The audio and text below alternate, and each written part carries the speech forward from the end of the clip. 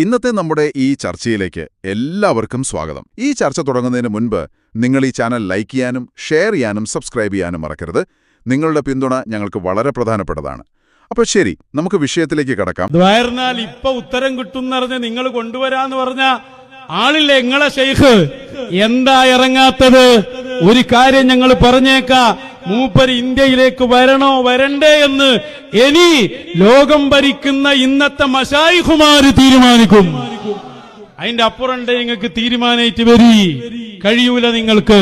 ഞങ്ങളെ ഷെയ്ഖുന എവിടെ ഇറങ്ങണമെന്നും മൂപ്പര് ഇറങ്ങണ്ടെന്നും ഒക്കെ തീരുമാനിക്കുന്ന ഉന്നതാധികാരികളായ മശായിഖുമാരിവിടെ ഉണ്ട് എന്നത് നിങ്ങൾ മറക്കണ്ട. അപ്പൊ അതൊന്നും നിങ്ങൾ കൊണ്ടുവരുന്നിട്ടാണ് ബാക്കി കാര്യങ്ങളൊക്കെ നമുക്ക് പറയാൻ. പിന്നെ നിങ്ങളെ വെല്ലുവിളി കേട്ടിരുന്നില്ലേ? വെല്ലുവിളി കേട്ടിട്ടുണ്ട്. അതായത് പിന്നെ ഹഫീൽ തങ്ങൾ ഇങ്ങോട്ട് കൊണ്ടുവരണം എന്നുള്ള വെല്ലുവിളി. ഹഫീൽ തങ്ങൾ ഉള്ളത് എവിടെയാണ്? യമനിലാണ്.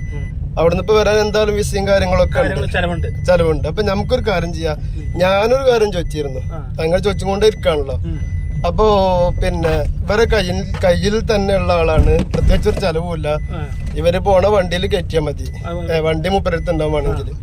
അപ്പൊ ഇവരെ പിന്നെ വലിയ മൂപ്പരെ ഇവരെ ഷെയ്ഖിനൊന്ന് ഇവരെ സ്റ്റേജുകളിലൊക്കെ ഒന്ന് കൊണ്ടുവന്ന് പരസ്യമായിട്ട് പ്രസംഗിപ്പിക്കാൻ അല്ലെ, നല്ല കാര്യല്ലേ?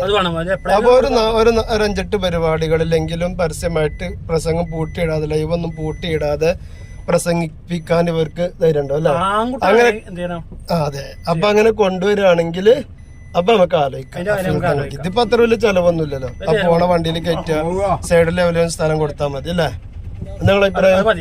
അപ്പൊ അത് അങ്ങനെ ചെയ്തു നോക്കാം. അത് ധൈര്യമുണ്ടോ? കുട്ടികളെ ഉണ്ടെങ്കിൽ അതൊന്ന് ചെയ്യട്ടെ. അതെ, കൊണ്ടുവരിക. അതൊന്ന് നോക്കാം നമുക്ക്.